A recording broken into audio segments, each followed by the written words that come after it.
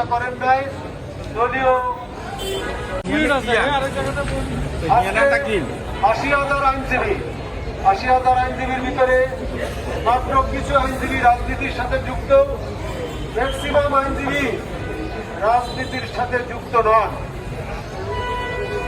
আমরা আশা করছি আইনজীবীরা রাজনৈতিক সচেতন থাকবেন, তারাই বাংলাদেশের গুরুত্বপূর্ণ পদে যাবেন, মন্ত্রী এমপি হবেন, রাষ্ট্রদূত হবেন, বিচারপতি হবেন, সব জায়গায় তাদের পদচারণা থাকবে।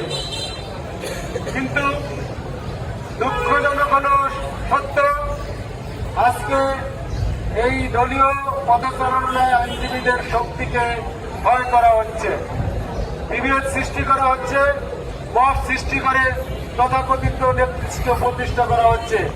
যেই নেতৃত্বের কোনো শক্তি নাই, বল নাই, একটা ছোট জগন্নাথ জায়গায় বসে আছেন, চিফ জাস্টিসের সাথে ডায়ালগ করার কোনো ক্ষমতাই আমাদের সুপ্রিম কোর্ট বার সহ কোনোবারে আইনজীবীদের নেই।